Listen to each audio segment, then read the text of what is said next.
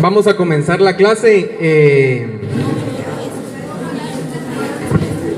El día de hoy terminamos con el tema de la reforma agraria, ¿sí?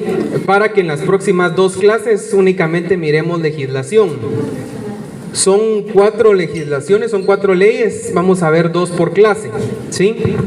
Entonces el día de hoy terminamos con la reforma agraria.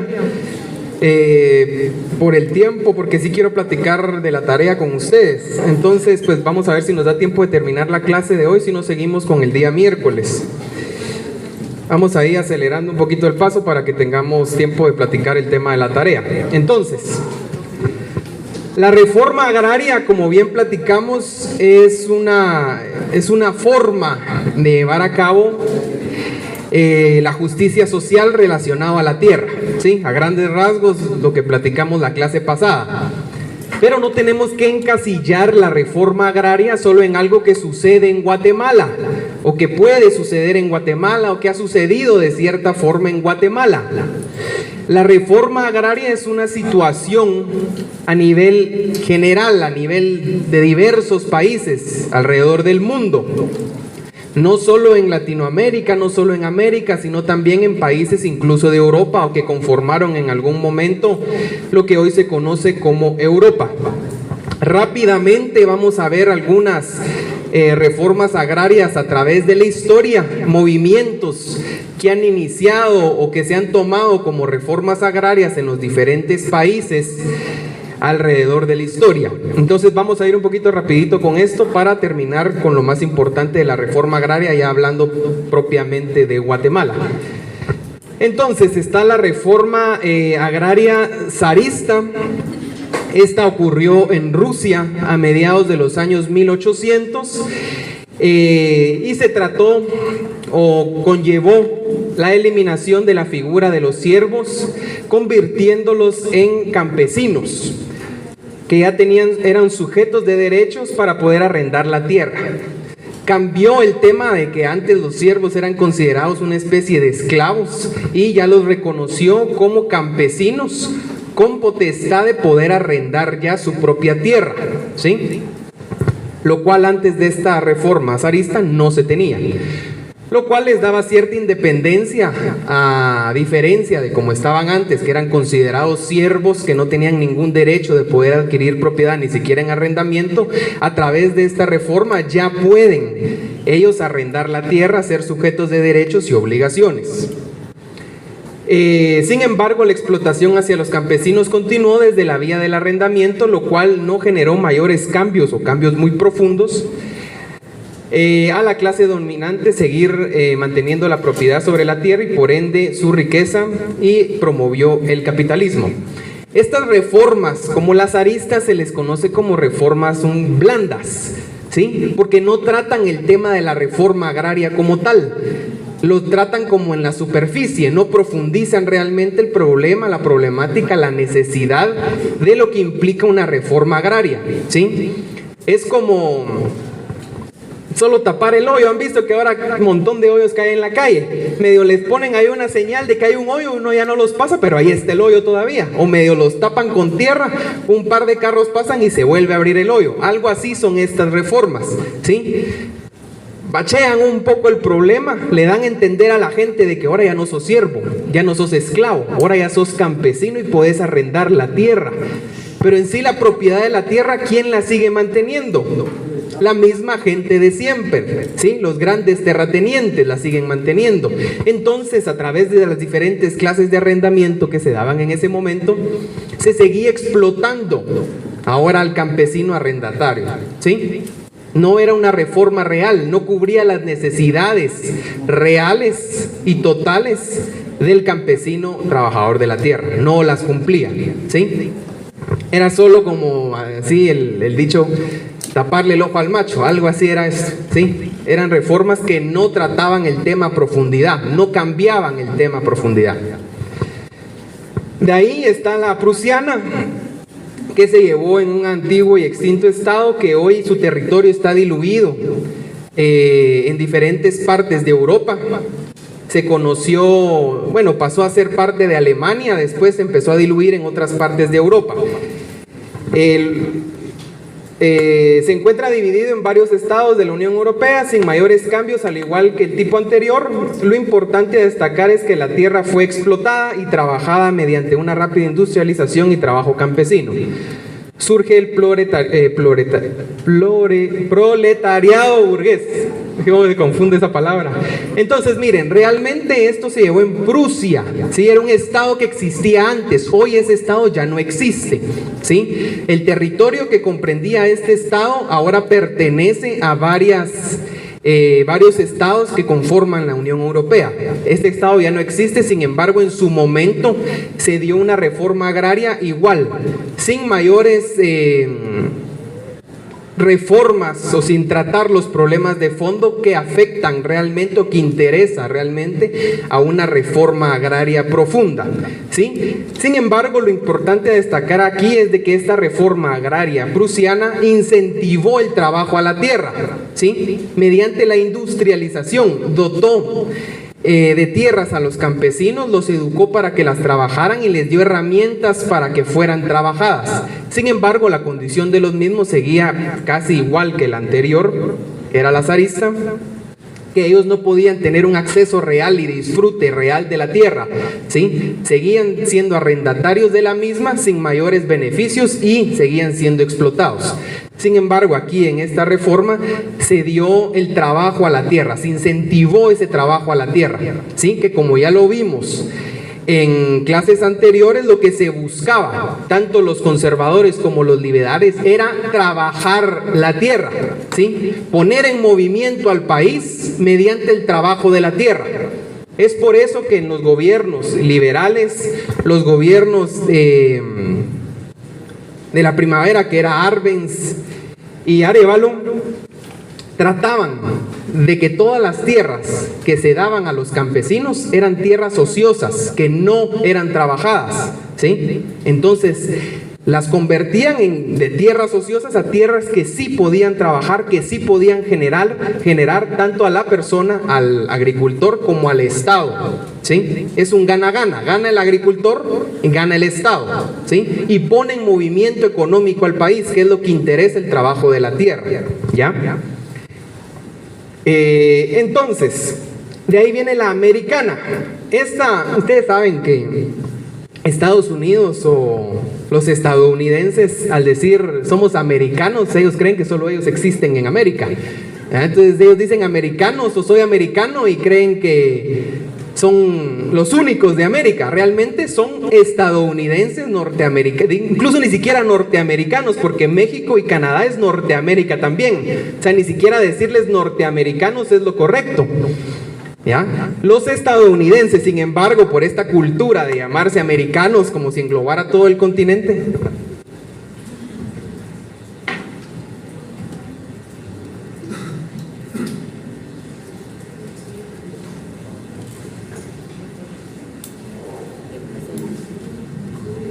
entonces, al referirnos a la americana, estamos refiriéndonos a la que sucedió en Estados Unidos, mal llamada americana. Surge a mediados de 1800, recordemos que a mediados de 1800 Estados Unidos estaba viviendo una guerra civil, ¿sí? Estaba viviendo una guerra civil. Uno de los presidentes más famosos de la historia de Estados Unidos era Abraham Lincoln. Obviamente todos lo han escuchado, todos lo conocen. Entonces esta reforma sucedió en esos momentos históricos de Estados Unidos en donde se estaba llevando a cabo la guerra civil estadounidense, ¿sí? El expresidente Lincoln crea una institución agraria llamada Departamento de Agricultura. Desaparecen los latifundios en Estados Unidos y se incentiva la educación agraria. El presidente Lincoln, al igual que el expresidente John F. Kennedy, ¿lo han escuchado también? Fueron dos presidentes que fueron asesinados. De hecho, Estados Unidos, a pesar de ser el país que es con los presidentes, porque en este momento ya era una democracia Estados Unidos, ya se elegían los presidentes. El primer presidente de Estados Unidos, George Washington, fue electo, no fue designado como jefe de Estado, al igual que, bueno, como lo veíamos en Guatemala. Esos presidentes o esos jefes de Estado no eran electos al inicio de nuestra historia, eran designados, ¿sí? Posteriormente ya se dio la elección cuando se creó la república, etcétera. Pero el primer presidente de Estados Unidos, George Washington, a finales de 1700, ya eran presidentes electos. Entonces, en este momento en Estados Unidos ya existía una democracia. De las democracias, Estados Unidos tiene la lista más grande de presidentes asesinados, ¿sí? Si no mal recuerdo, son aproximadamente 5 presidentes que han sido asesinados. Ha sido Lincoln, McKinley, Garfield, Kennedy, me falta uno, pero han sido como 5 presidentes que ha tenido la historia de Estados Unidos asesinados. Los más famosos, ¿cómo? Y atentados no se diga. Atentados, miren, recientemente con el expresidente Donald Trump. Entonces, Estados Unidos tiene una larga historia, ha sido muy lastimado con esto. Igual, candidatos a la presidencia han sido asesinados. En 1968 muere el ex senador y ex candidato a la presidencia, Robert F. Kennedy, que era hermano del expresidente Kennedy. Hoy su hijo, Robert F. Kennedy Jr., es uno de los candidatos a presidente. Él es candidato independiente, recientemente se unió a Trump, pero bueno, eso es un tema diferente. Pero han existido atentados en contra presidentes y candidatos a la presidencia de ese país. 2 grandes o más reconocidos de estos presidentes de la historia por todo lo que hicieron y además haber sido asesinados es Abraham Lincoln y John F. Kennedy, ¿sí? Casi 100 años de diferencia. Lincoln fue en el 65, Kennedy en el 63, y hay bastante. Sería curioso que se pongan a ver en YouTube las similitudes que hay entre esos 2 asesinatos. Pero para lo que nos compete en el curso, fueron 2 presidentes bastante, se dice que eran avanzados para su época, no se acoplaban al pensamiento que tenía Estados Unidos en ese momento. Eran hombres de grandes cambios que no le convenía al gobierno que se llevaran a cabo. Empezando, o bueno, lo que nos importa con el tema de Lincoln, que él incentivó de alguna manera una reforma agraria, creando instituciones que tienen que ver con el tema agrario, ¿sí? Eliminando los latifundios. También vemos que eso sucedió en Guatemala, que por algún momento se eliminaron los latifundios, pero tristemente con otros gobiernos esto regresó. En Guatemala era un vaivén, ¿sí? Unos gobiernos lo quitaban, otros gobiernos lo volvían a poner o lo volvían a dar beneficios, otros lo restringían y así. Entonces Lincoln, entre otras cosas, de abolir la esclavitud, etcétera, eran pensamientos que iban en contra de los pensamientos o la línea ideológica de la época, lo asesinan. De hecho, lo asesina un extremista que era en contra de las políticas de Lincoln, John Wilkins, no me recuerdo el otro apellido, pero era un extremista que iba en contra de las políticas reformistas de Lincoln. Dentro de todas las políticas reformistas, Lincoln no se olvidó del tema agrario, creando el Departamento de Agricultura, que hasta el día de hoy se mantiene en Estados Unidos como una secretaría. Que allá en Estados Unidos, ustedes sabrán, las secretarías son como ministerios, lo que aquí conocemos como ministerios. Se sigue manteniendo el tema de la agricultura iniciado por Lincoln en Estados Unidos hasta la fecha. Ahí está la mexicana también. En la historia de América, México no se puede quedar atrás. Siempre México ha marcado hechos bastante importantes en la historia. Tiene figuras bastante conocidas en su historia. Entonces surge por medio de la Revolución Mexicana y se crea la Secretaría de la Reforma Agraria. También se incentiva y se crea, digamos, se incentiva y se crean instituciones agrarias en el Estado mexicano. Puso fin a la explotación del campesino y dio comienzo a un reparto de tierras en México, ¿sí? Tras la Revolución Mexicana inicia también la Revolución Agraria Mexicana, en donde se arrebatan las tierras de los terratenientes y se empieza su distribución. Prácticamente es lo mismo que vivimos aquí en Guatemala, a través de la expropiación de la tierra ociosa que se daban a las personas que realmente necesitaban trabajar la tierra para tener un incentivo económico en México. De ahí vemos la chilena, que se llevó a cabo En los años 70, durante el gobierno de Salvador Allende, ya muchos lo hemos escuchado también, en donde se expropia la tierra. Este era un gobierno socialista, en donde se expropia la tierra para dársela al campesino y se dispuso que nadie podía tener más de 80 hectáreas. Si vemos en un resumen, la reforma agraria o las reformas agrarias que se han llevado en Guatemala tienen mucha similitud con otros países. ¿Por qué? Porque en sí la revolución agraria es la misma, es una sola. Tiene los mismos fines, los mismos propósitos, ¿sí? Los mismos principios. Es por eso la similitud que se lleva a cabo en cada uno de los países, ¿ya? Elimina la esclavitud, reconoce al campesino como sujeto de derechos y obligaciones, le da la tierra, incentiva la educación, crea instituciones agrarias. Tal vez no surge o no pasa todo en una misma reforma, sino que en una se crean instituciones, pero se sigue maltratando al campesino.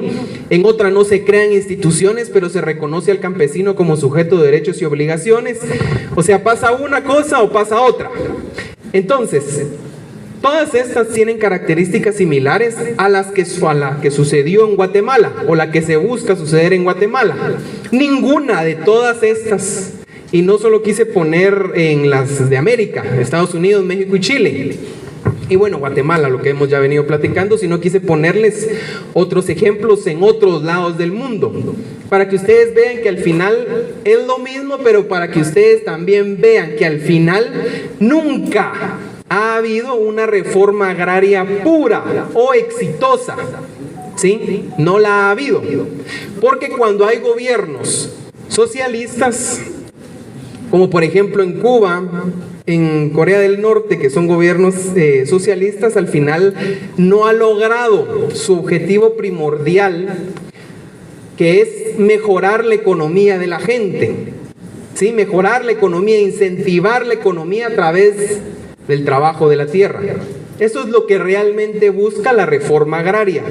Sin embargo, vemos que a pesar de implementar reformas agrarias profundas, como en el caso de estos países que sus gobiernos son socialistas, al final vemos que la economía de estos gobiernos no logra salir adelante, ¿sí? No logra salir adelante.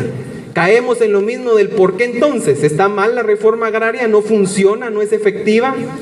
Y la respuesta es realmente es que no es culpa de la reforma agraria, sino las personas que se encuentran gobernando en ese momento que no la llevan a cabo de la manera correcta, sino que al estar sentados ahí ya ven una oportunidad de enriquecerse y se olvidan de la gente. Por eso es que a pesar de que el derecho agrario, a pesar de que la reforma agraria únicamente se puede llevar a plenitud en gobiernos de ideología socialista, no ha logrado realmente florecer, digámoslo así, como debería, o lograr los objetivos totales que debería, porque al final la gente encargada de ejecutarlo se olvida de esto, se olvida de lo que realmente busca, y a la hora de que el Estado puede expropiar, el Estado expropia. Y se le olvida el último paso o el siguiente paso, que es darlo a la gente, para que la gente lo trabaje, para que la gente prospere con esa tierra. Ahí está el pequeño impasse, ¿sí? Entonces, al final en la historia nunca ha habido o no ha existido hasta el momento ninguna reforma agraria total, profunda, ¿sí? Que cumpla con todo lo que la reforma agraria busca y que tenga realmente éxito. Tal vez han habido momentos en la historia de cada uno de los países, como lo hubo en Guatemala hace 70 años con los gobiernos de la revolución, en donde se vio una mejora en la sociedad, se vio una mejora económica. Sin embargo, a pesar de que tal vez ya va caminando el tema de la reforma agraria, siempre encuentra una pared, ¿sí? Encuentra una pared que no le permite seguir, que no le permite desarrollarse a plenitud, ¿sí? Tristemente. ¿Levantó la mano? Sí, licenciado, respecto a la cubana, yo creo que también en esos casos pues no se ha puesto gente capacitada, porque por ejemplo, en el tiempo de Cuba, ellos decían que, por la influencia del Che, de que Cuba iba a ser productor de carne como Argentina, ¿verdad? Entonces vinieron y empezaron a arrasar toda la vegetación con tractores, pusieron una línea de tractores, literal. Y empezaron a arrasar todos los bosques y todo para poner ganado, pero entonces tal vez la idea era buena, pero era mal planificada. No se logra concretar realmente bien, sí, tristemente. Ya vamos a ver ahorita, al final de la presentación, que la reforma agraria no es solo decir, como en broma se dice, exprópiese, y ahí murió y se lo... No, eso es más profundo, no es solo, no se trata, o sea, no pensemos, ahorita lo vamos a ver y espero que así terminemos pensando, que la reforma agraria no es solo de exprópiese y que se lo demos. No, conlleva muchos aspectos más delicados, más profundos, más técnicos, más académicos, ¿sí? Como lo decía el compañero, que no es solo arrásese la tierra, expropiese la tierra, cultívese la tierra. No es así nada más, no engloba o no es eso, ¿sí? Eso es parte de eso para llegar a un fin. El fin no es expropiar, no, el fin no es expropiar, el fin no es dar tierra al que no tiene, ¿sí? Son formas de llegar a un fin determinado, ya lo vamos a ver. Entonces, tipos o formas de reforma agraria. Para los que tienen el libro, si ustedes ven la redacción del libro, es un poco complicada de comprender, al final no llega a nada en qué tipos o qué formas hay, entonces yo se los resumí en dos, porque al final eso es lo que dice el libro, a grandes rasgos, no lo concreta, no lo aterriza si ustedes analizan la lectura, pero a grandes rasgos lo que establece y lo que es, o sea, no solo es lo que dice el libro, sino que lo que realmente es que hay reformas agrarias sin cambios estructurales, sin mayores cambios estructurales, que son las que vimos ahorita anteriormente, como por ejemplo el tema de la zarista y la prusiana. Esas son reformas agrarias sin mayores cambios estructurales, porque no atacan el problema de fondo, ¿sí? Solo dan pinceladas del problema, lo maquillan, ¿sí? Lo maquillan, pero el problema sigue estando ahí. Entonces esas reformas son reformas sin mayores cambios estructurales. Es más conveniente para el capitalismo, no genera mayores ni profundos cambios en la clase social agraria y trata de no afectar a los terratenientes, solo son cambios parciales, ¿sí? Es para que usted crea que realmente hay cambio, pero realmente, la verdad, en lo profundo no hay cambio. Sigue estando exactamente igual. ¿De qué le sirve a usted que ya no lo traten como esclavo en el papel? ¿Sí? O sea, ya no es usted esclavo en papel, ya no es usted siervo en papel, ya es un campesino, ya es una persona, ¿sí? Una persona reconocida ante la ley, la cual puede ser sujeto de derechos y obligaciones, ya puede usted arrendar. ¿De qué le sirve que el papel le reconozca así? Si los malos tratos y los abusos continúan.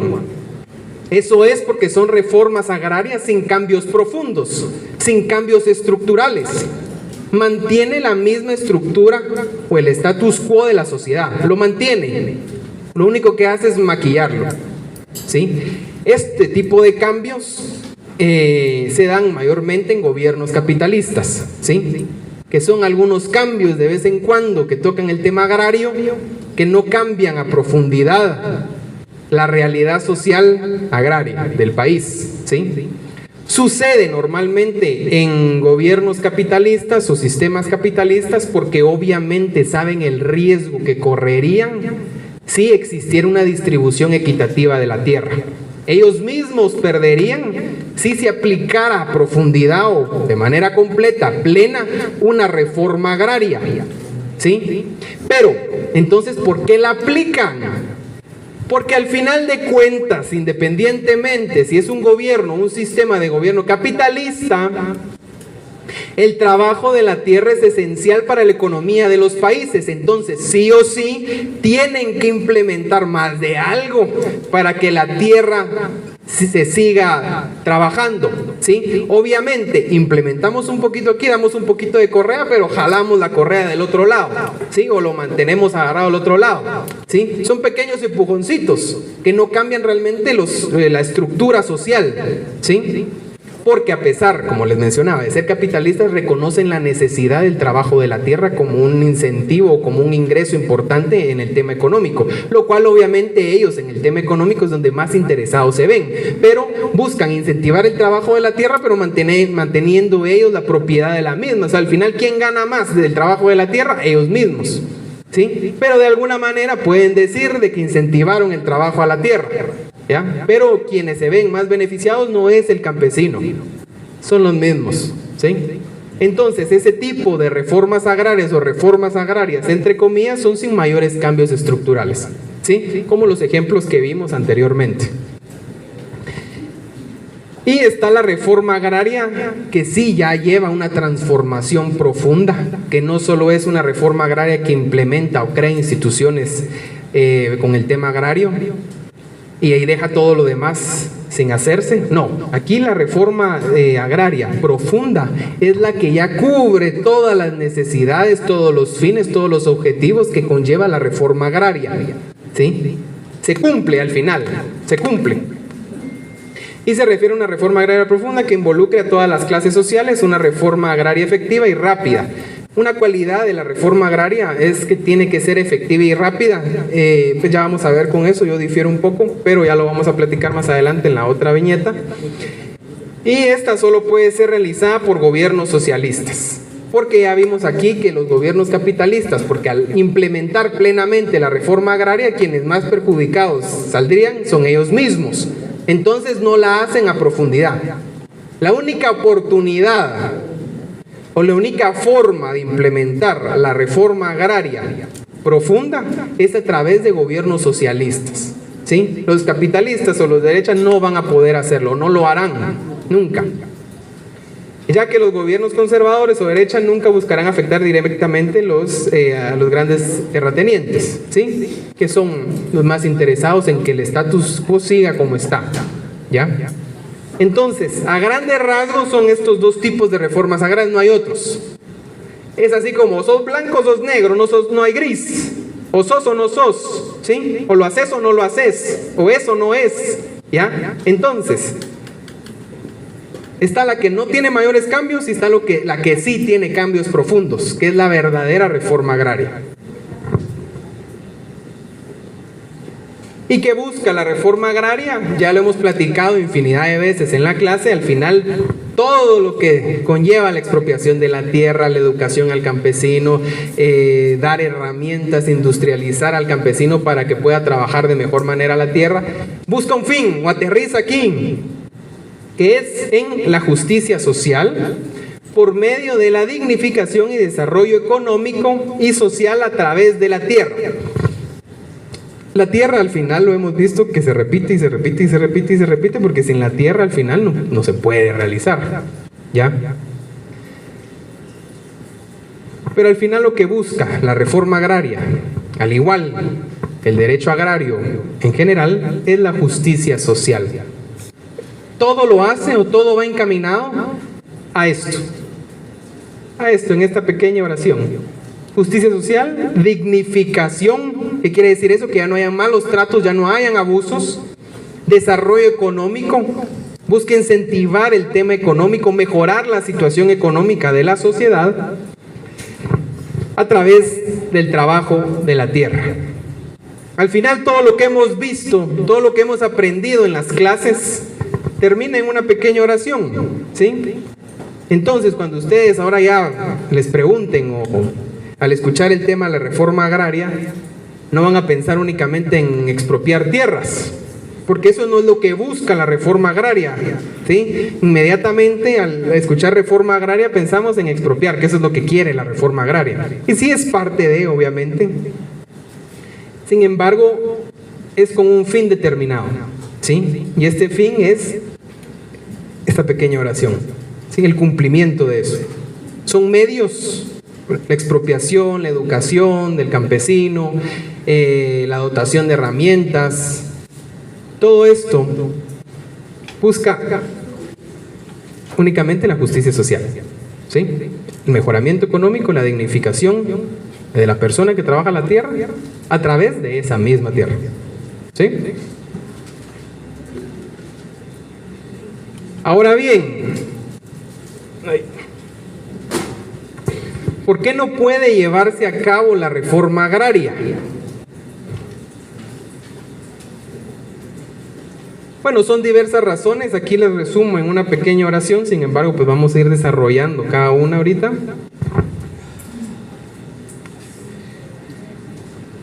El porqué de que no puede llevarse a cabo una reforma agraria es por la influencia del poder político y económico del país, ¿sí? Es por eso que únicamente la reforma agraria puede llevarse a cabo cuando existen gobiernos socialistas.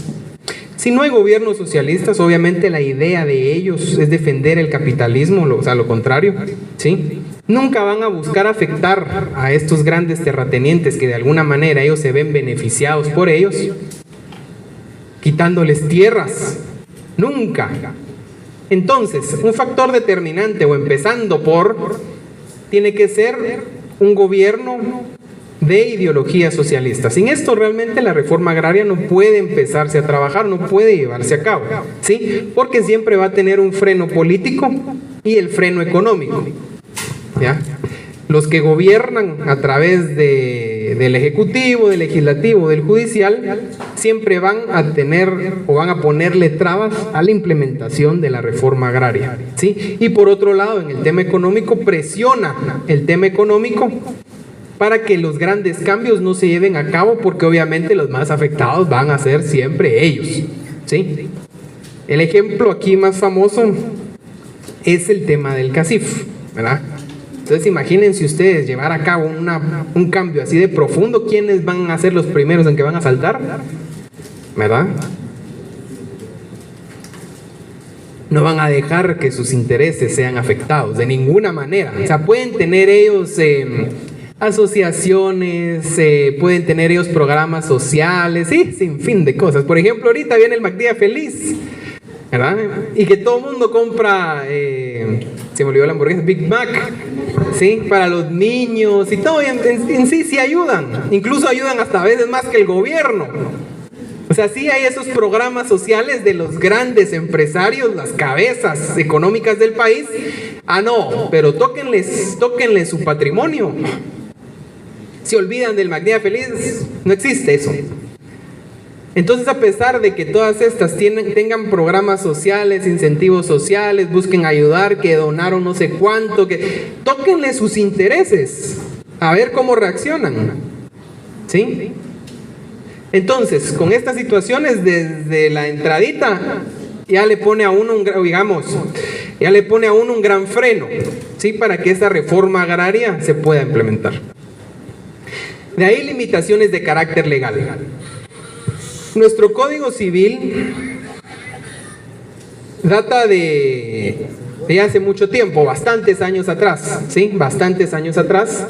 Sin embargo, es un Código Civil bastante robusto, bastante completo, a pesar de que es un Código Civil que realmente es copy-paste de otras leyes, ¿sí? Pero digamos que lo copiaron bien, porque sigue siendo un código bastante... en algunas cosas desactualizado, pero en su mayoría son figuras jurídicas y situaciones que todavía se encuentran vigentes en el país, y así es como se maneja en el país actualmente.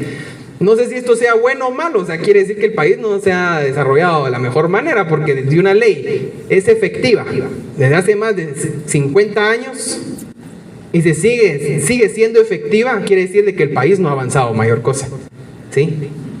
Entonces realmente no es tan bonito que nuestro Código Civil date de tantos años y las reformas que haya sufrido han sido pocas, ¿sí? Pero el Código Civil protege, al igual que la Constitución Política de la República, empezando por la Constitución, terminando con el civil, protege bastante la propiedad. La propiedad privada es sagrada. La misma Constitución Política de la República la protege, y las leyes ordinarias de la materia la protegen bastante, ¿sí? Entonces, empezando por la legislación, ya lo vamos a ver en las siguientes clases, el tema de la legislación, que de hecho la ley de transformación agraria, la mayor parte de la ley es vigente no positiva, imagínense. Y la ley de Fontierras, que vino a suplir la de transformación agraria, en algunos aspectos únicamente le remite a la transformación agraria. En lo que tenga relación a no sé qué, se aplica lo de la ley de transformación agraria. Y no son leyes, al final uno va a transformación agraria y le piden cosas de antaño y le hacen referencia a la institución agraria de ese momento que ya no existe. Entonces va uno a Fontierras y no, es diferente el requisito usted. Pero si ahí dice la ley de que se remite a la transformación, no, pero Entonces es un chirmol lo que se ha vuelto el tema agrario en Guatemala, desde la misma legislación, ¿sí? Entonces, si se quiere hacer un cambio profundo y real, es vital el tema legal, vital el tema legal. Entonces, imagínense, tendría que reformarse la Constitución Política de la República a una constitución que se acople a una idea de reforma agraria, ¿sí? Reformando otras normas jurídicas que tengan que ver con el tema de la tierra o el trabajo agrícola, acoplándolas a una reforma agraria. Acoplándolas a una reforma agraria. Ya se imaginan cuánto tardaría eso, o qué intereses no se moverían. Como el Congreso trabaja tan rápido, ¿verdad? Si tristemente, bueno, así dicen siempre que es el primer año del Congreso, de la legislatura, etc. Entonces los diputados, ¿verdad? Pero hasta la fecha, a pesar de que se han aprobado y sancionado diversas leyes, todas las leyes que se han creado, reformado y sancionado son leyes que vienen de legislaturas pasadas. No crean que son leyes de que ahorita esta décima legislatura llegó y empezó a poner iniciativas que la Comisión de Trabajo Legislativo la remitió con dictamen favorable al Pleno del Congreso, el Pleno del Congreso la aprobó, es ley, el presidente la sancionó. No ha trabajado así el Congreso. Ninguna de las leyes, que a pesar son leyes importantes, y qué bueno que las crearon, las implementaron o las reformaron, vienen de legislaturas pasadas, ¿sí? Pues es un trabajo 4 años o más. 4 años o más han tenido las leyes que este año, este Congreso, esta décima legislatura ha creado o ha reformado. Ninguna ha sido de las reformas o las iniciativas de ley que han planteado diputados actuales. Entonces el Congreso no trabaja tan rápido. Ustedes ven, porque miren, el proceso, ustedes ya saben, ¿verdad? El proceso legislativo, ya duchos con eso, ¿verdad? Sí. Bueno, ahí en resumidas cuentas, no solo el Congreso de la República, los diputados y diputadas del Congreso de la República tienen iniciativa de ley. Pero bueno, supongamos que es el Congreso, que es un diputado o un grupo de diputados. Presentan una iniciativa de ley. A pesar de ser reforma, siempre se presenta como una iniciativa de ley. Siempre. A pesar de que sea reforma, no nueva ley. Siempre es una iniciativa de ley. ¿Sí? Entonces, la presentan los diputados a dirección legislativa. ¿Sí? Normalmente ponen por qué los diputados consideran que se tiene que crear o reformar una ley y la crean. Ponen sus considerandos, los artículos, si es una reforma, ponen que al artículo 1 se reforma el artículo 2, por lo tanto queda así, y ponen ahí el reformado. O si es una iniciativa de ley, de crear una nueva ley, la crean totalmente, ¿sí? Desde cero, considerandos, articulado, capítulo, etc. Bueno, eso va a dirección legislativa. Dirección legislativa la remite a junta directiva. Junta directiva la hace de conocimiento de jefes de bloque. Cada bloque tiene un jefe y un subjefe. La discuten en la agenda, en jefes de bloque, la agendan en la sesión plenaria, que es discusión de nuevas iniciativas de ley. Entonces la conoce el Pleno, la aprueba el Pleno y ya el Pleno remite a las comisiones de trabajo, ¿sí? Por ejemplo, si es algo de salud, la remite a la Comisión de Salud. ¿Ya? Si es el tema del presupuesto, a la Comisión de Finanzas, se ve inmersa también la Comisión de Economía, etcétera. Pero Finanzas es quien ve el tema del presupuesto. El Congreso la remite a las, si no mal recuerdo, son 38 comisiones de trabajo en el Congreso. Si no mal recuerdo, 36 o 38, no lo tengo muy presente. Entonces, la comisión está conformada por varios diputados, ¿sí? Eligen su presidente, vicepresidente, secretario y los diputados que quieran unirse. No hay que solo sean tantos o ciertas bancadas, no, son los diputados que quieran unirse, ¿sí? Los aprueba el presidente de la comisión. Entonces, la comisión lo que se encarga, porque en teoría son temas muy específicos, de analizar la ley, analizar la reforma, hacerle los cambios que consideren pertinentes. Dentro de eso se tienen que reunir con actores importantes que conozcan el tema, con expertos, con profesionales, tema académico, sin fin de cosas. O sea, ellos tienen que estudiar la ley, trabajar la ley con expertos de la materia. Por eso es que se citan a las autoridades para que den su opinión, qué piensa, cómo se puede implementar, si se hace una reforma, cuánto costaría al Estado, en cuánto tiempo se puede hacer, lo ve viable o no la autoridad competente, etcétera. Le dan dictamen desfavorable si consideran que la iniciativa no pasa, o favorable. Si va favorable, va al pleno, ¿sí? Conoce el pleno el dictamen favorable y empieza a votar. Se puede dar por 3 lecturas o depende por urgencia nacional y la ley se aprueba así. Va el presidente de la República, la sanciona o la veta, ¿sí? Si la veta, que es decir, la rechaza, regresa al Congreso. El Congreso decide si acepta o no el veto del presidente, ¿sí? Ahí hay una freno y contrapeso. ¿Qué quiere decir eso? De que el presidente no le puede enmendar la plana al Congreso. A pesar de que pase por el presidente no decide. O la sanciona, está bien, pues se aceptó. La veta, regresa al Congreso y el mismo Congreso decide si aprueba o no el veto del presidente. Si no lo aprueba, es como decir, no me importa lo que dijiste, igual la sanciona el Congreso. Y así se crea la ley. Todo este proceso, resumido en un par de minutos, se llevan a cabo en años. No es porque sea engorroso, porque en parte, si ustedes lo analizan, sí es un proceso bien importante. Ya no es que se presente la iniciativa de ley, se la pasen a los diputados, votamos a favor, en contra, ¿es ley o no es ley? No, porque se tiene que tener un estudio, se confía en el dictamen de la comisión para hacer un cambio en la ley o crear una nueva ley, ¿sí? Porque en teoría la comisión lo analizó, lo estudió y consideró que podía ser viable. Al final, la última palabra la tiene el pleno.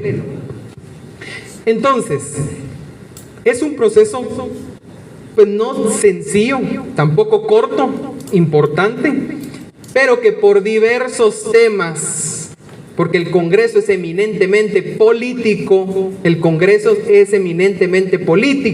antes que técnico, antes que jurídico, el Congreso siempre,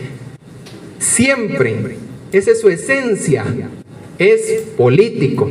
Entonces ahí es donde se ven entrampadas una cantidad de leyes increíbles, porque el Congreso mismo las entrampa, o no las agenda para conocerse, no las asigna comisión, la comisión las detiene y llegan al pleno, el pleno no las vota, rompen quórum, los diputados ya no conocen la ley y hay un sinfín de mecanismos para detener las leyes, ¿sí? Hasta que encuentran algún incentivo, Dios sabrá o ellos sabrán cuáles será, que al final aprueban, ¿sí? O la misma presión de la gente muchas veces ha causado que los diputados se retrotraigan de su decisión, o la misma presión social ha causado que los diputados la aprueben, ¿sí? La ley de clases pasivas, recientemente sancionada por el presidente de la República y aprobada por el Congreso, está bien, qué bueno, realmente qué bueno, porque ahora ningún jubilado del Estado va a tener menos del salario mínimo. Es positivo realmente ese cambio, porque no es justo realmente. Ya la condición de vida es bastante complicado como para ni siquiera tener el salario mínimo. Pero al final, ustedes hubieran visto esas sesiones del Congreso, les protestaban a los diputados afuera. Había gente en el palco de visitas del Congreso gritándoles a los diputados. Los diputados votaban a favor y así hacían, miren. Era la gente que estaba en el palco, todos los jubilados.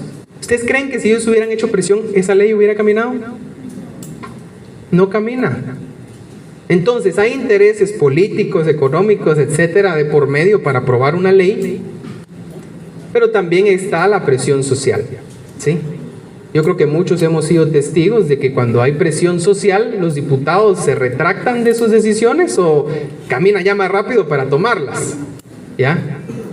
Entonces, todo esto lleva su tiempo, todo esto es complicado y una reforma agraria no puede llevarse a cabo al tener limitaciones de carácter legal. Se tienen que acoplar todas las normas jurídicas a la idea o al fin, al propósito de la reforma agraria. Si no, únicamente va a ser maquillaje, lo que se cree y lo que se haga, maquillaje. También están las limitaciones técnicas y funcionales. La situación de cada país es diferente. A pesar de que busca algo muy específico la reforma agraria, no importa si es aquí o es en China, busca lo mismo. La situación de cada país es muy distinta, es muy diferente, ¿sí? Entonces, para llevarla a cabo, siempre hay peros de carácter técnico y funcionales. Imagínense, la vez pasada platicábamos de que sí se expropia la tierra, pero nuevamente no es así, exprópiese. El Estado tiene que costear eso, ¿sí? Tiene que costear esa expropiación. ¿Por qué? Porque se indemniza a la persona que se le esté expropiando la tierra. No es que se le arrebate la tierra y se quede sin nada flotando, ¿sí? No, es un costo. Es un costo. El Estado tiene que renunciar.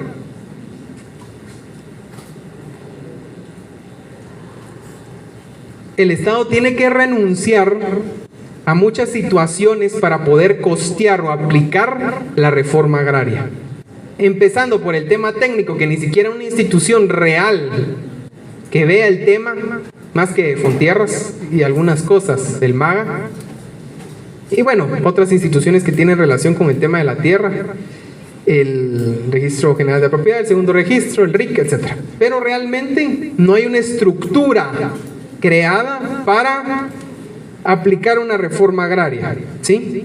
Entonces siempre se va a encontrar con limitaciones de carácter técnico y funcional. Va a afectar, realmente afecta a cómo se lleva a cabo el trabajo del Estado aplicar una reforma agraria. No es así nomás de decidirlo, es bastante delicado, que se tiene que tener opiniones técnicas bien fundamentadas y reales de cómo afectaría la situación del país implementar una reforma agraria. Bueno, aprovechando con el tema que se desconectó aquí el aparato, pues no se preocupen, igual les subo este fin de semana primero de las presentaciones para que las tengan, ¿sí? Pero el otro tema son intereses políticos. Ya saben de que el discurso político de las personas de izquierda en este tema es a favor de dar tierra, de mejorar las condiciones de los campesinos, ¿sí? Ese es el discurso y la bandera política. Contrario censo, el tema de los de derecha, jamás les van a tocar este tema. Y si se los tocan no vamos a afectarle su propiedad. Vamos a mantener su propiedad tal y como está. Vamos a incentivarlos a que tengan más. Entonces son discursos políticos bastante diferentes, ¿sí? Pero los intereses políticos muchas veces son los encargados también de detener el desarrollo y la implementación de una reforma agraria. Porque es tonto pensar que sin el tema político se lleve a cabo la reforma agraria, porque al final de cuentas, ¿quiénes son los que pegaron un chicle aquí a la cátedra ustedes? Yo voy a tocarlo pensando que...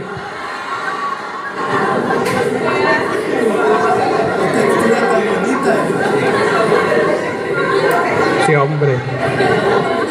Bueno, entonces es imposible pensar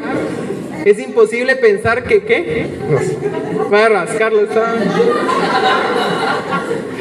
Es imposible pensar que una reforma agraria se pueda concretar sin la ayuda del brazo político, ¿sí?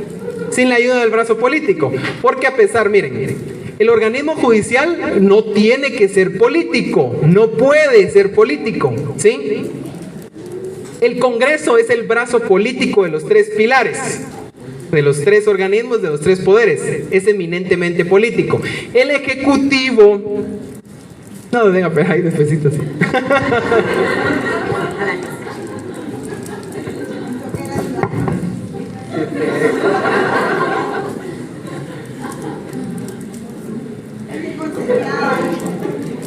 Pero tal vez fueron los de la tarde, ¿verdad?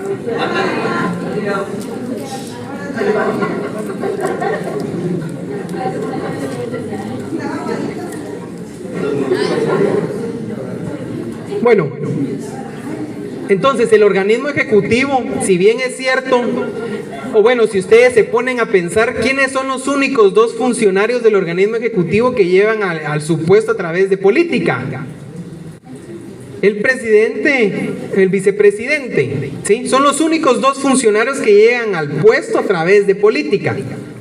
Pero casi que, según, obviamente, la interpretación que se le dé a la ley del organismo ejecutivo, la Constitución Política de la República, si bien es cierto que estos dos funcionarios llegan a través de ser políticos, al estar en el puesto, el mismo puesto, les obliga a no continuar, digámoslo, ¿verdad?, desde la trinchera política. Ya no están en campaña,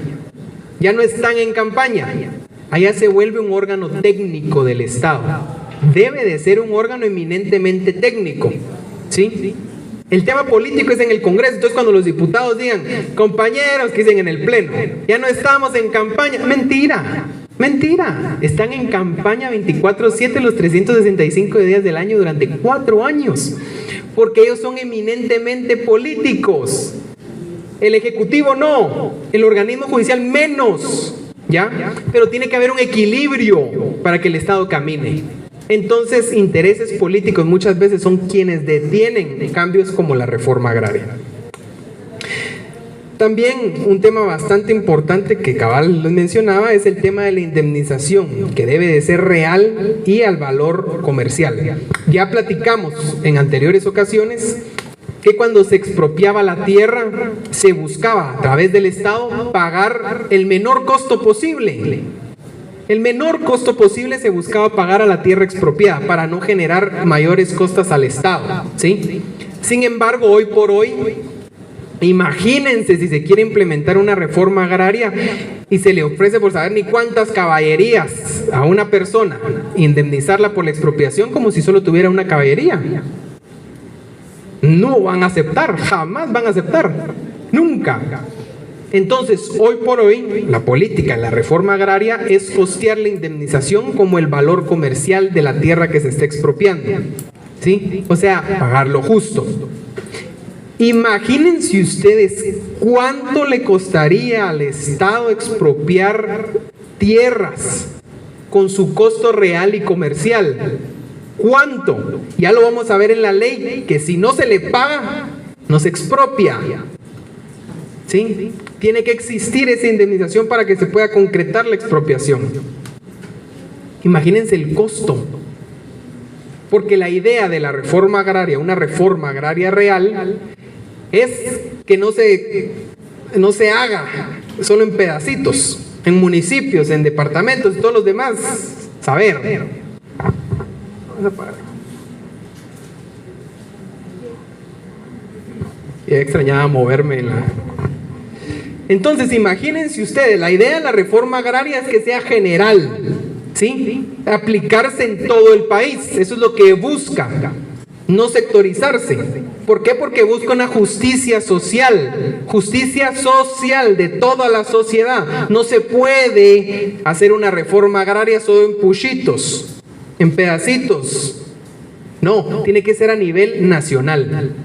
Entonces, si se expropia en Petén, se tiene que expropiar en Escuintla, ¿sí? Si se expropia en Escuintla, se tiene que expropiar en Quetzaltenango. Y así, todos, ¿sí? ¿Por qué? Porque en todos lados hay esa necesidad de trabajo de la tierra, en todos lados, ¿ya?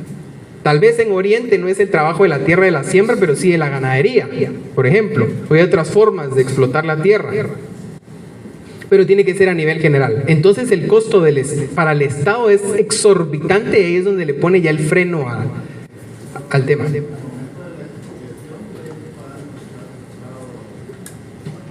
Sí, la matrícula fiscal. Ajá. Ya lo vamos a ver que en la ley también se solicitan expertos evaluadores, ¿sí? Para comprar la tierra como está en el mercado en el momento, ¿sí?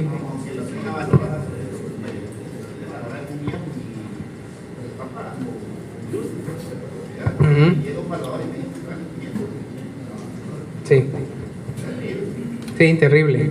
Pero es parte de la ley de que tienen que haber expertos. Fíjense que, cabalmente hablando de este tema, ¿ustedes alguna vez se han dedicado a bienes raíces? No. Bueno, yo tampoco, pero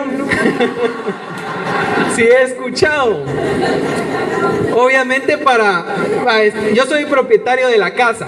Así lo entiendo yo. Tal vez ustedes me corregirán que dicen que ustedes han tenido experiencia en el tema, algunos. Entonces, yo quiero vender mi casa.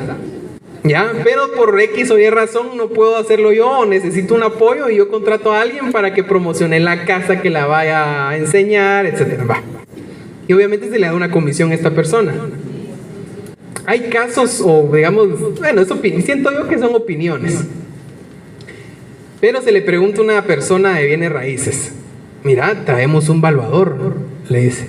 Y yo he escuchado que dicen no, porque ahorita la casa la podemos vender en 2 millones, pero si viene el valuador, capaz que nos la da en un precio menor, y así. Entonces, no, mejor vendámosla así en 2 millones pidamos, y así. Lo menos que aceptamos, 1.800.000. Pero si viene aquí un valuador, capaz que nos la va a valorar en 1,5 millones, 1 millón, que no es lo que realmente vale la casa para la persona que la quiere vender.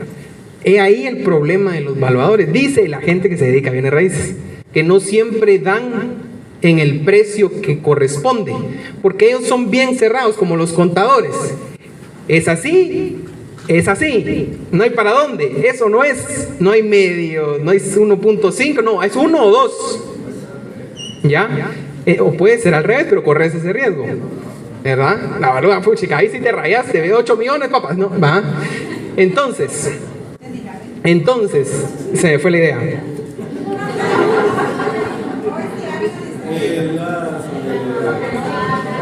Sí, entonces miren, así, el valuador es bastante cerrado. No pone en consideración que tal vez la plusvalía del lugar, y es por eso que se incrementa el precio. No, ellos van a ver, hasta podría parar usted. No sirve el piso, no sirve. Entonces ahí le van bajando el precio, pero al final el precio también es la plusvalía del lugar. ¿Ya? Si hay supermercados cerca, si hay gasolineras, todo eso sube el precio, aunque ustedes no lo crean. ¿Sí? Imagínense, es una casa refundida y tiene que viajar como 2 kilómetros con tráfico hasta el primer supermercado, la primer tiendita, La Bendición. El precio va a ser menor, ¿ya? Pero el valuador llega a ver la estructura. No, esta casa está abandonada, está mal, y empiezan a ver, pero no se ponen a pensar realmente en el mercado que hay, o no preguntan que 3 casas a la par se está vendiendo una, y esa sí está en 3 millones, entonces esta, puchica, unas 2.5, 2 mínimo. Ellos no ven eso.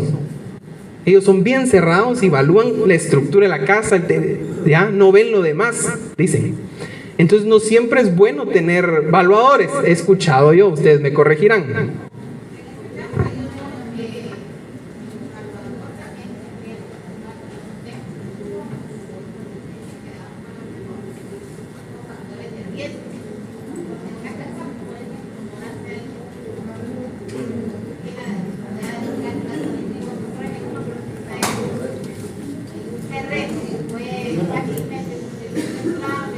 Sí.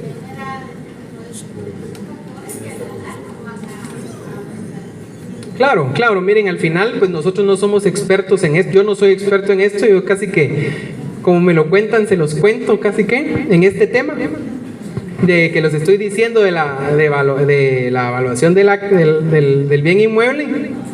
No sé si así sea en la generalidad, ya, no sé realmente. Para eso hay expertos que la ley determina para que lleven a cabo esto. ¿Sí? Ahorita.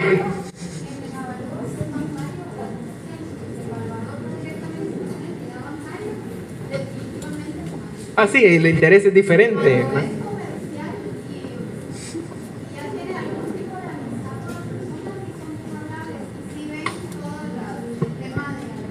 ¿Así?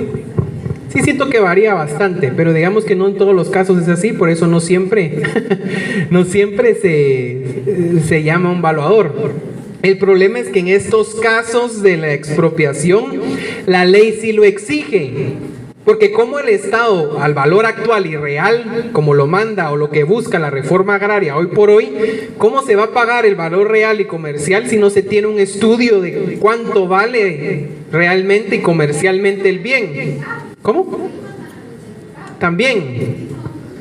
Cuadrada, sí. Entonces ahí, miren, todo lo que estamos platicando, todo lo que ustedes dicen, ya son de quiera o no limitaciones de llevar a cabo este tipo de situaciones. Ya estamos viendo problemas de que se llevarían a cabo si se quiere implementar esto, desde la evaluación, imagínense.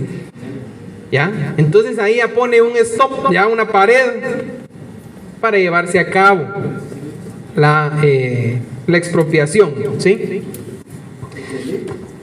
Ah, sí, perdón. En el caso que ahorita hay en la calzada de Aguilar Batres.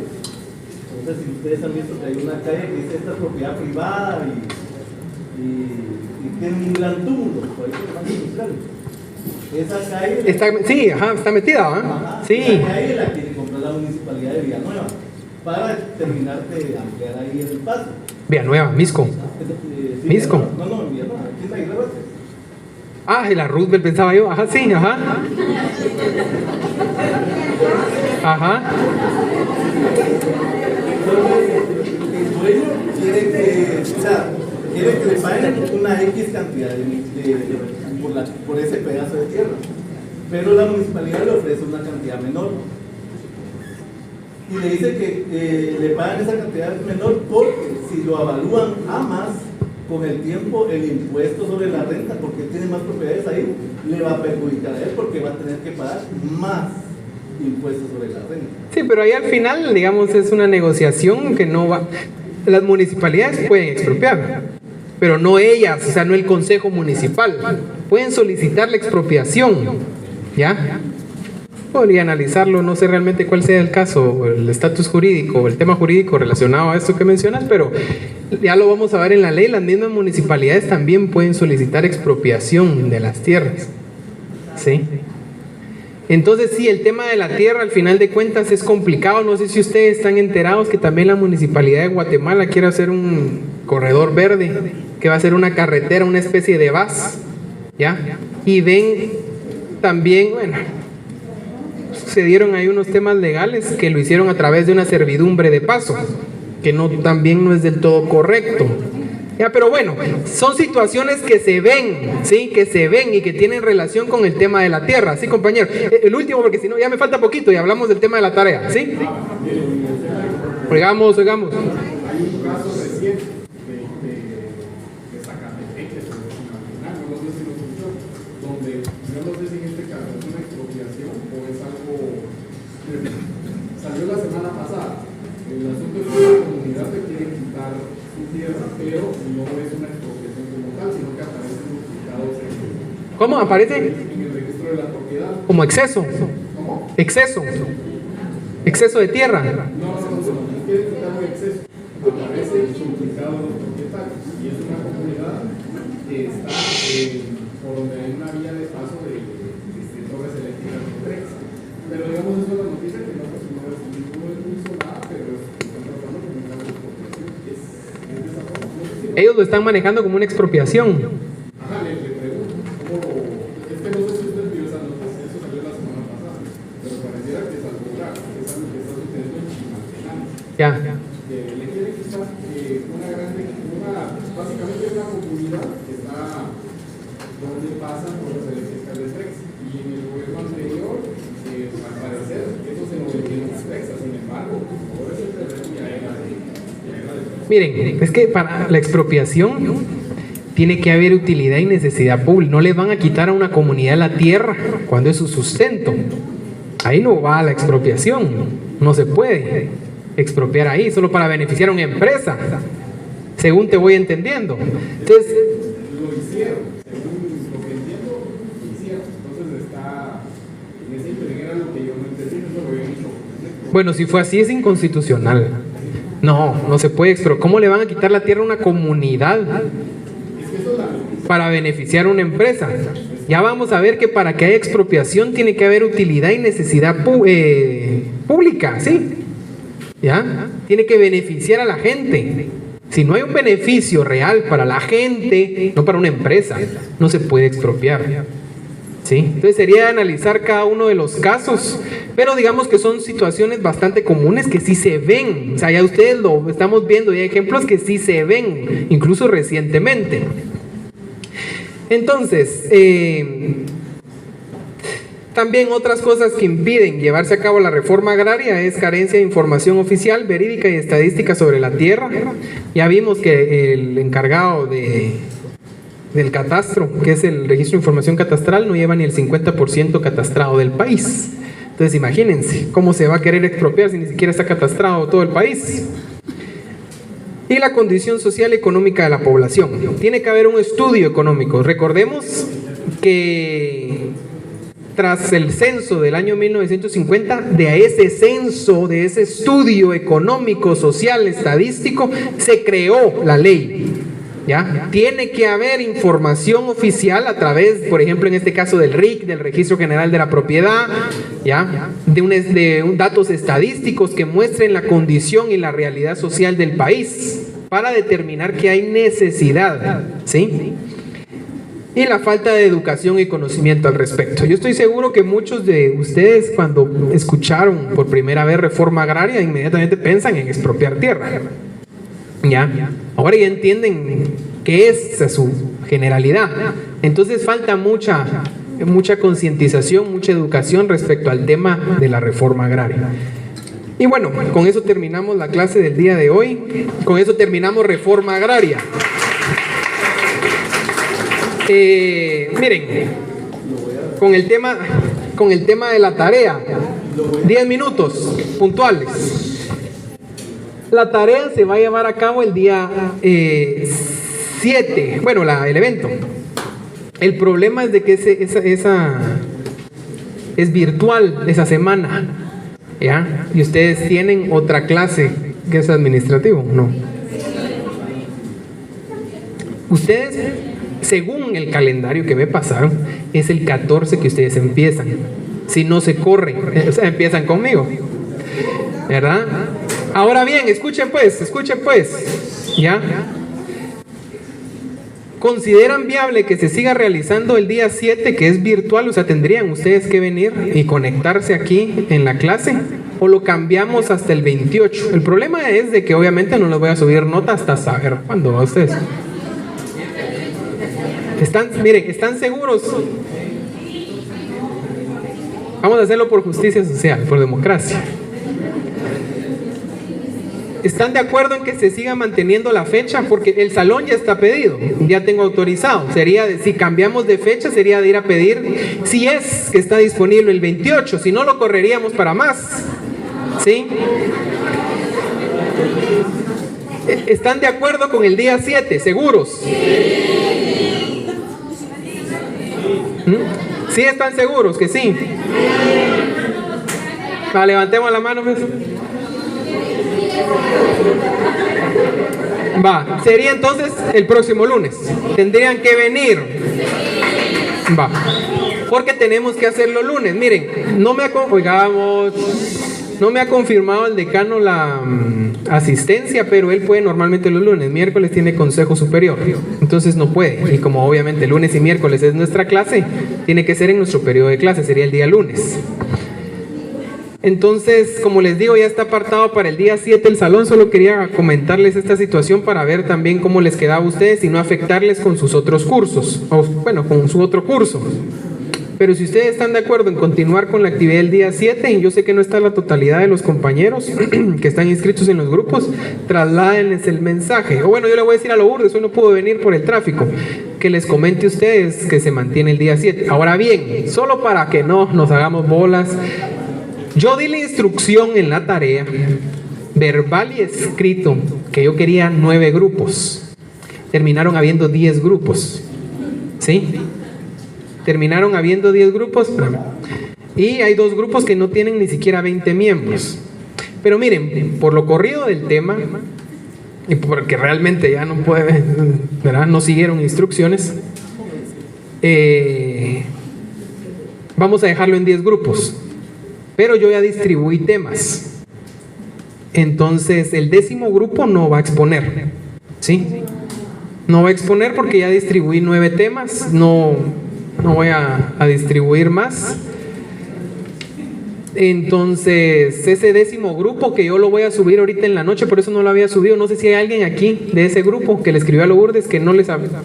¿Sos del grupo ese, verdad? Va. Sí, ella no me lo mandó. Ajá, fue error ahí. Entonces tu examen vale 40, ¿viste? No, entonces, el décimo grupo, no, de hecho, usted, a los que no siguieron instrucciones, porque es 10 grupos, y hay grupos que ni siquiera, hay uno de 11 miembros, creo yo, no me siguieron instrucciones. ¿Ah?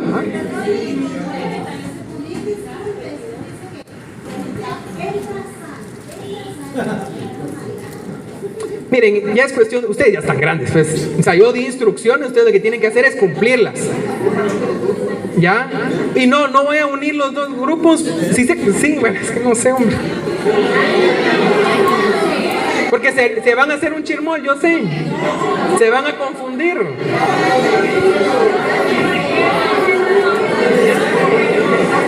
Shh, oigan, espérense. ¿Ah?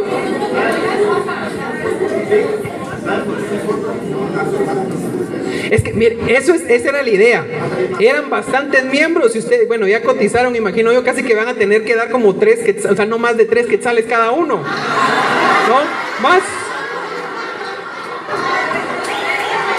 Hagamos pues. No me van a traer basureros de plata y oro a ustedes, no, hombre. Oigamos, que no tenemos tiempo, porfa, oigamos. Ese ya es problema suyo. No se organizaron, de plano van a tener que gastar más. Yo ya no tengo tiempo de estar organizando, por eso les pregunté, va a ser el lunes, si los uno, estoy seguro que se van a hacer un revoltijo. Estoy seguro, ¿sí?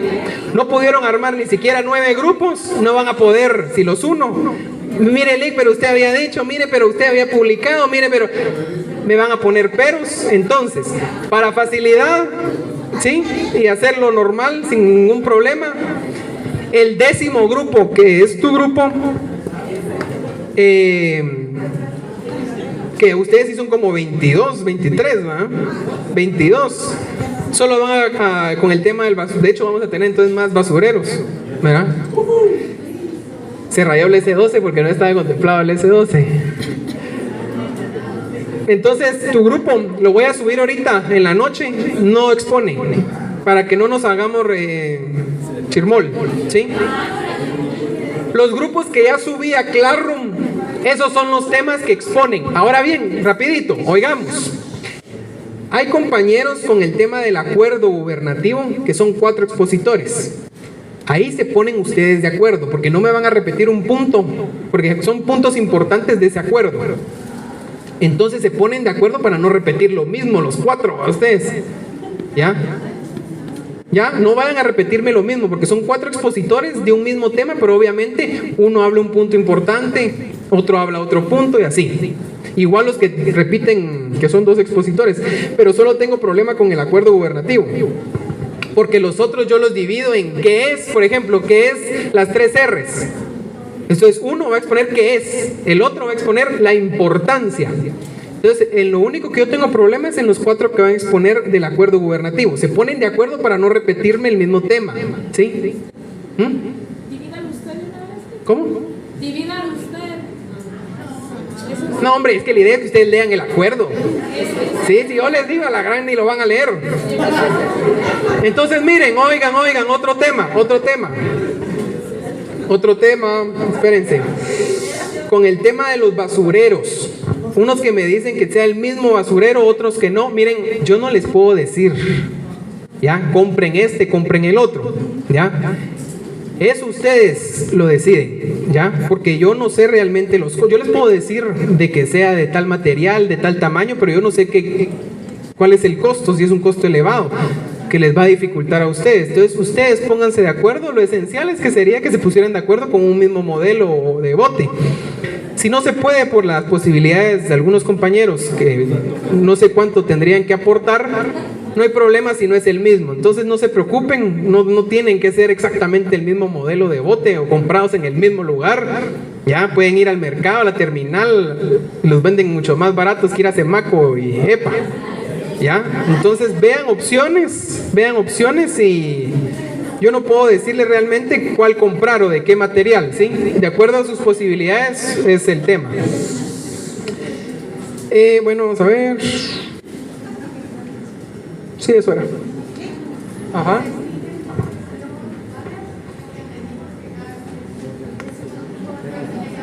¿Ya leyeron el acuerdo? No. Ahí hay dos etapas, ¿sí?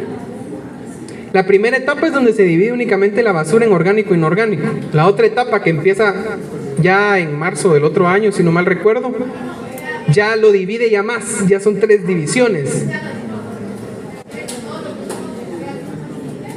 Sí, es la idea, ajá.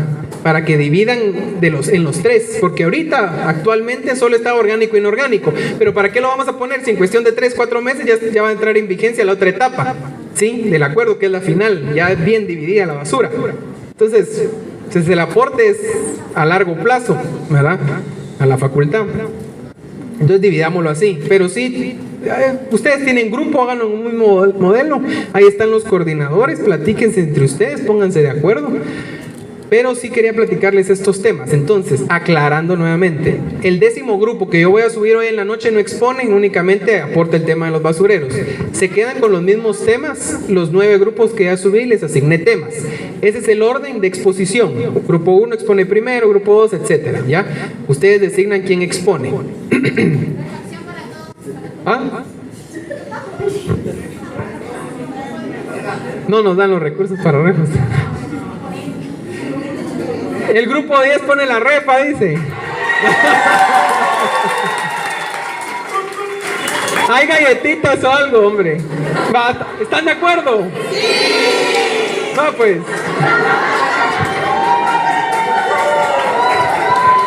¿Qué dice el pleno? Entonces quedamos así.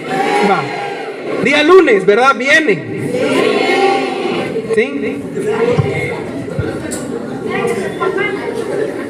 Eso está en las instrucciones. Lean las instrucciones, tiene que ser formal. Ajá. ¿Algo más?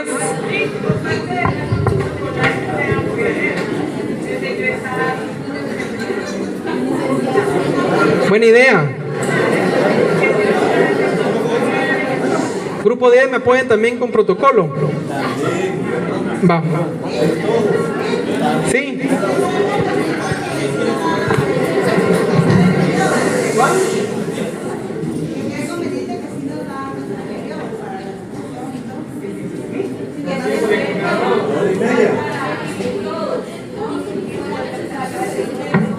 Por eso limítense a los 3 minutos. Ahí son cosas muy generales, no me van a hablar de... No me van a hablar de... Eso es lo más